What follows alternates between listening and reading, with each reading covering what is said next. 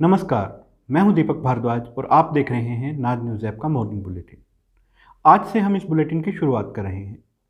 नाज news app का evening bulletin local news को प्राथमिकता देता है। अब मॉर्निंग बुलेटिन को हम थोड़ा ग्लोबल रखने की कोशिश करेंगे। उम्मीद है आपको हमारा यह प्रयास पसंद आएगा। तो शुरुआत करते हैं आज के पंचांग से। ग्रेगोरियन यानी पाश्चात्य कैलेंडर की तारीख तो हमें याद ही है। हिंदू पंचांग के अनुसार आज माघ मास की पूर्णिमा है। दोपहर बाद प्रतिपदा शुरू होगी, यानी कृष्ण पक्ष का पहला दिन। बात करें मौसम की, तो मौसम विज्ञान केंद्र के अनुसार इन दिनों अधिकतम तापमान 31 से 35 डिग्री और न्यूनतम तापमान 11 से 14 डिग्री सेल्सियस के बीच बना हुआ है।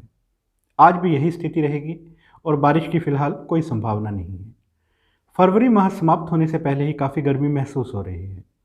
बताया जा रहा है कि अभी तापमान सामान्य से 3 से 5 डिग्री सेल्सियस ऊपर चल रहा है। मौसम विज्ञानियों के अनुसार 1 मार्च से तापमान में दोबारा कुछ कमी आ सकती है। अखबारों की सुर्खियों में आज क्या है? ज़्यादातर अखबारों में 4 राज्यों पश्चिम बंगाल, असम, तमिलनाडु, केरल और एक केंद्र शासित प्रदेश पुडुचेरी में विधानसभा चुनाव की खबर को लीड बनाया गया है। लीड माने प्रमुख खबर। तो कब होंगे ये चुनाव? इन 4 राज्यों व एक केंद्र शासित प्रदेश के विधानसभा चुनाव अलग अलग तारीख को 27 मार्च से 29 अप्रैल के बीच होंगे। शेड्यूल आप इनसेट में देख सकते हैं। चुनाव के नतीजे 2 मई को घोषित होंगे। चुनाव आयोग ने यह घोषणा कल यानी शुक्रवार को की थी। 294 विधानसभा सीट वाले पश्चिम बंगाल में चुनाव 8 चरण में होंगे। वहीं 234 सीट वाले तमिलनाडु में एक ही दिन में मतदान हो जाएगा। इसे लेकर शुक्रवार को ही सोशल मीडिया में चर्चा चलती रही। इसके अलावा अखबारों ने भारत व चीन की सरहद पर शांति और सैनिकों की वापसी, शेयर बाजार में शुक्रवार को आई गिरावट, कोरोना काल के बाद देश की जीडीपी में सुधार को भी पहले पन्ने पर जगह दी है। खेलों की बात करें तो धमाकेदार बल्लेबाज यूसुफ पठान ने क्रिकेट के सभी फॉर्मेट को अलविदा कह दिया है। यूसुफ पठान 2007 में T20 और 2011 में वनडे वर्ल्ड कप जीतने वाली भारतीय टीम का हिस्सा थे। वे 3 मौक़ों पर IPL की चैंपियन टीम का हिस्सा भी रहे। उनकी मौजूदगी में राजस्थान रॉयल्स ने 2008 और कोलकाता नाइट राइडर्स ने 2012 और 2014 में IPL का खिताब जीता था। इधर स्थानीय अखबारों ने उत्तर पश्चिम रेलवे के GM आनंद प्रकाश के निरीक्षण दौरे से संबंधित खबर को प्रमुखता से प्रकाशित किया है। इसके अलावा किसान नेता गुरनाम सिंह चढ़ोनी की प्रेस वार्ता भाखड़ा सिंचित क्षेत्र के किसानों के मुख्य अभियंता कार्यालय पर धरने को पहले पन्ने पर जगह मिली है। खबरों का दौर तो दिन भर चलता रहेगा। बात करते हैं आज का दिन किस तरह इतिहास में महत्वपूर्ण रहा है। आज चंद्रशेखर आज़ाद का शहादत दिवस है। इलाहाबाद के अल्फ्रेड पार्क में आज ही के दिन आज़ाद ने शहादत दी थी। उनके बारे में एक किस्सा मशहूर है। कहा जाता है कि 14 साल की उम्र में वे गिरफ्तार हुए और जज के सामने पेश किए गए। यहाँ जज ने जब उनका नाम पूछा तो पूरी दृढ़ता के साथ उन्होंने कहा आज़ाद। पिता का नाम पूछने पर बोले स्वतंत्रता और पता पूछने पर कहा जेल। इस पर जज ने उन्हें सरेआम कोड़े लगाने की सज़ा सुनाई। कोड़े लगाए जाते समय आज़ाद देश की आज़ादी के ही नारे लगाते रहे। इसके बाद चंद्रशेखर को आज़ाद के नाम से ही जाना जाने लगा।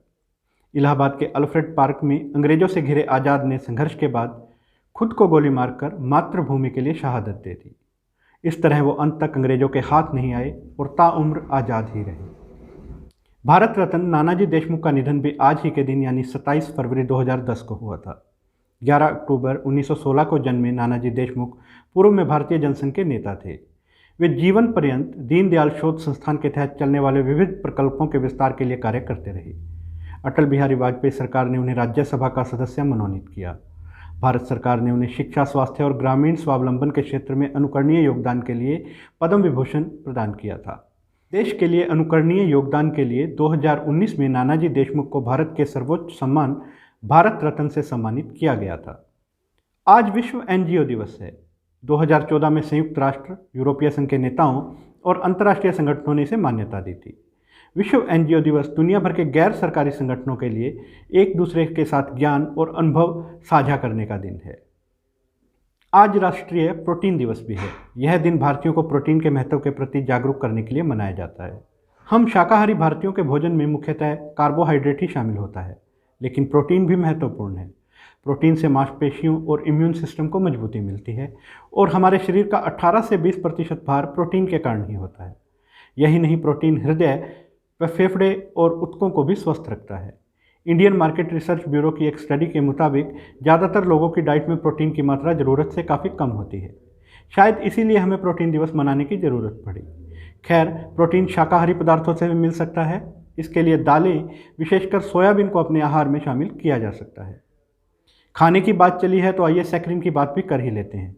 ऐसा माना जाता है कि 27 फरवरी को ही अनजाने में सैकरीन की खोज हो गई थी। बात 1889 की है, जब जॉन्स हॉपकिंस यूनिवर्सिटी में कॉन्स्टेंटिन फाइलबर्ग रिसर्च का काम कर रहे थे। वे रात के खाने के लिए निकले तो गलती से उनके हाथ पर बेंजोइक सल्फेमाइड लगा रह गया। इस कंपाउंड ने उनके खाने का स्वाद मीठा बना दिया। फाइलबर्ग ने इसे सैकरीन का नाम दिया। यह यौगिक चीनी से कई सौ गुना मीठा होता है, इसलिए इसका उपयोग आइसक्रीम, कैंडीज व अन्य मीठी चीज़ें बनाने के लिए होने लगा। वैसे ये माना जाता है कि सैकरीन स्वास्थ्य के लिए हानिकारक होता है। तो प्रोटीन खाइए और सैकरीन से दूर रहें और हमेशा स्वस्थ रहें। इसी सलाह के साथ हम इस बुलेटिन को विराम देते हैं। कल फिर से कुछ नए तथ्यों के साथ हम आपके सामने हाजिर होंगे। तब तक आप सभी खबरें नाज न्यूज़ ऐप के माध्यम से जान सकते हैं। इसके लिए आपको अपने मोबाइल में नाज न्यूज़ ऐप इंस्टॉल करना होगा। यह ऐप गूगल प्ले स्टोर पर निःशुल्क उपलब्ध है। अगर आपको हमारे कार्यक्रम पसंद आ रहे हैं तो हमारे यूट्यूब चैनल को सब्सक्राइब कीजिए और हमारे फेसबुक पेज को लाइक कीजिए और हर पल जुड़े रहें नाज न्यूज़ ऐप के साथ।